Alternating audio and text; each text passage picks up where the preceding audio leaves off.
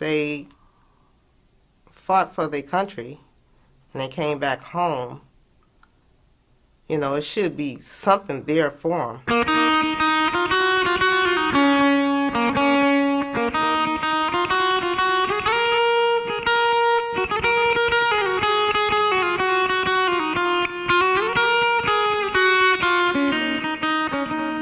When Johnny comes marching home again, hurrah, hurrah, we'll give him a hearty welcome then, hurrah, hurrah. The men will cheer, the boys will shout, the ladies, they will all turn out and we'll all feel gay when Johnny comes marching home.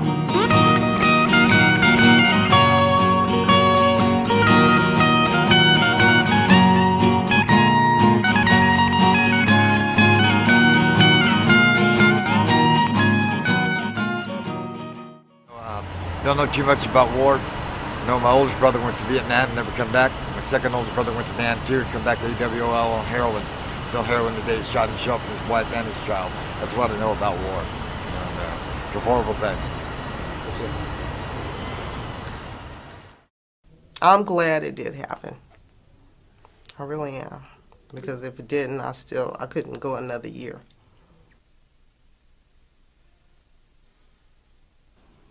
When I went there, when I told I had fell down and I went there, and that guy told me, he say, Mary, he say, you was in the Navy? I said, yeah.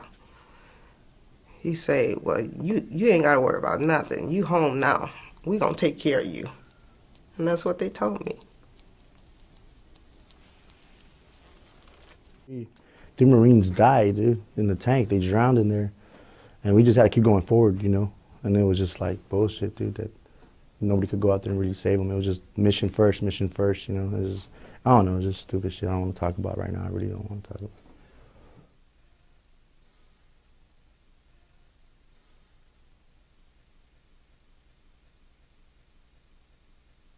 I'm still just trying to discover, like, you know, when did I start feeling this way? Like, when did it start to happen?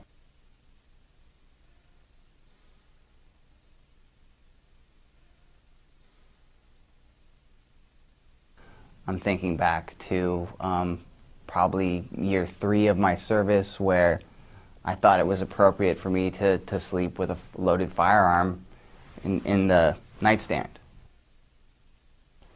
The transition out of the service was bad for me, because one, my mom's already expecting me to go to war, and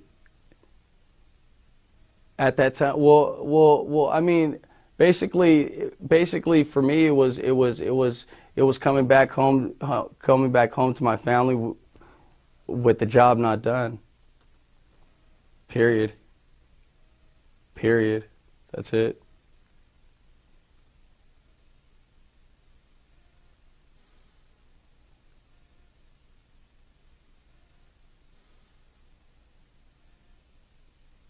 You know, and I dealt with it like that. Like I for months I would cut myself out from them, so they wouldn't even hear from me for months and stuff like that. And that for me was better than trying to talk to them about anything at any time. He couldn't unload and reload like I could. He couldn't let off his rounds like I could. You know what I mean? He couldn't clean up that room like I could. And so I knew all my radiuses. I knew all my shit, and I just felt like him going over there, he wasn't shit, even though he was on our side, you know.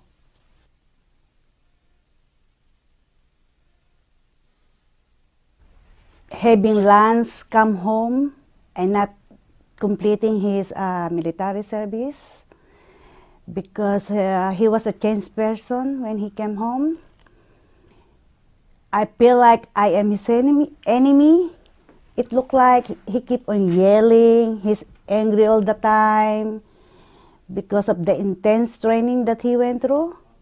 And then he was not able to go to the war. It looked like he was trained to kill the enemy. And then he's angry all the time. If I say something, he scream at me, he scream at people. I don't know what's going on with him. He changed a lot, totally. Even though we are in a crowd, he will scream on me, like on the store.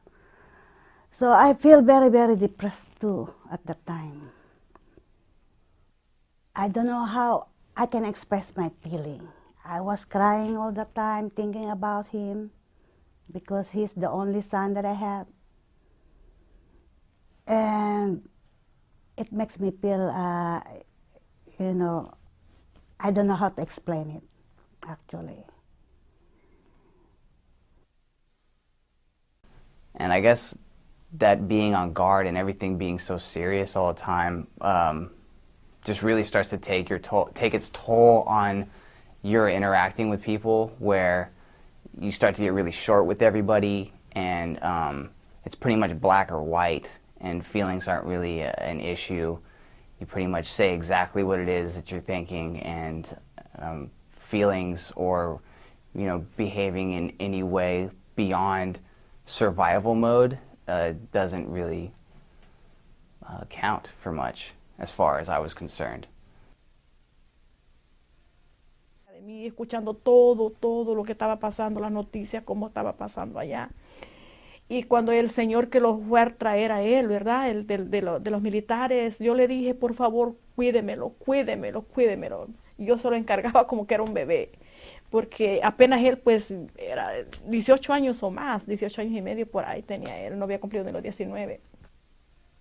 Y ya cuando él regresó, yo estaba muy feliz, muy contenta y todo, pero la cosa es que cuando ya regresó del todo para mi casa, ya él era diferente. They would say I would snap, but I felt like I got mad for a legitimate reason, to my point of view. I think it was okay, just that I just got upset, But they were just saying, you get upset about everything, everything ticks you off. You're not the same anymore at all, so. My name is Juan Castro. I'm Jose's twin brother. He came back and he was just like, he was like Mr. Badass, pardon my language, but he was like, dude, I put my life on the line. Who are you? What did you do? You know what I mean? Like, I've been through hell and back. Who are you to even try to come up to me and say anything?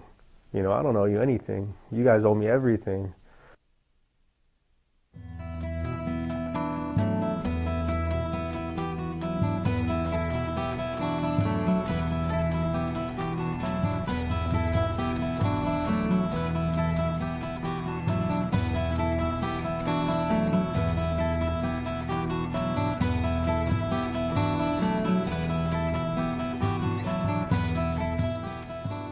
I made a plan, what I wanted to do in life, go to school, just do that, get rid of this, go to therapy for that, and get my, just checking, making a list of things I wanted to do to help me out, because I knew I couldn't live the way I was living.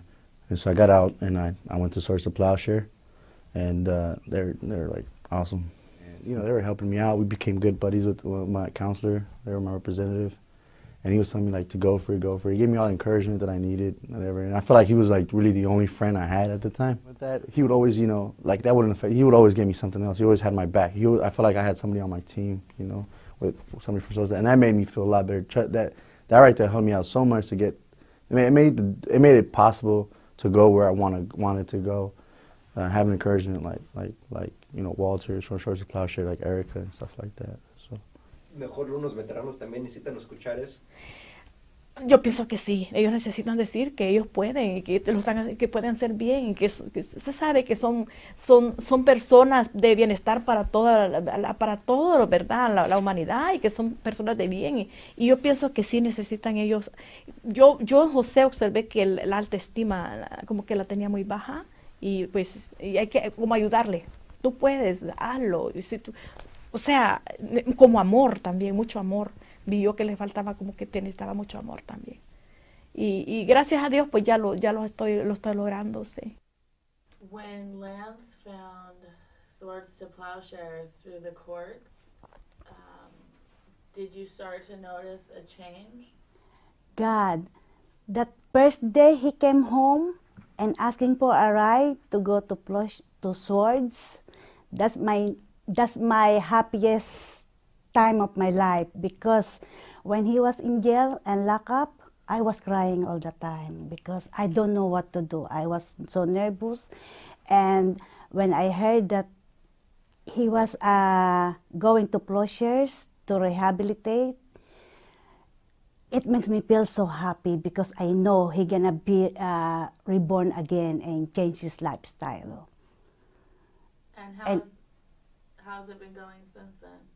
He's doing fine, actually, and I'm happy about it. Where would I be if I didn't have Swords to Plowshares in my life right now? I think I'd be locked up or running from a case right now. I got legal assistance, I got housing assistance, I've got employment assistance, I've gotten all that Swords has to offer. So my goal was to get all my prerequisites done for nursing, get out, and then go to San Francisco State for nursing. Is that still sort of the track you're on? Well, I'm still involved in health and human services, but as a social worker. But I still want to work with people, yeah, and help people. What kind of people? Well, in particular, veterans, because of my own experience. Like, I want to help homeless vets or vets that have been in trouble with criminal justice system. But anybody, and the families of veterans as well, of course. What are the families? Well, I just draw from my own experience, so I know my family went through a lot, and so I know that there's more to homelessness and all the problems that come with the military lifestyle and then transitioning into a civilian lifestyle. All the problems that come along with that don't just affect the veteran, they also affect their family.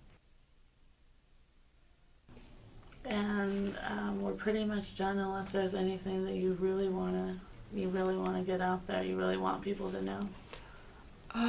I just want, when the guys and the girls come home, don't turn your back on us. Give us a chance. When you see us walking in trying to get a job, trying to change our life, getting into a new career, don't say, oh, we ain't got nothing for you. Or if you don't have nothing for us, at least show us somewhere else we can go. We put our lives online for our country, and we love our country. And that's all I got to say. Thank you.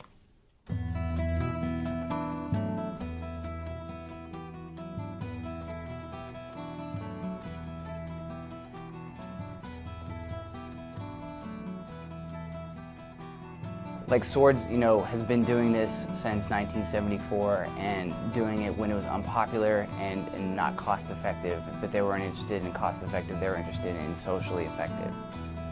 So, when the money's gone, Swords will still be here doing this, like however they manage to make that happen.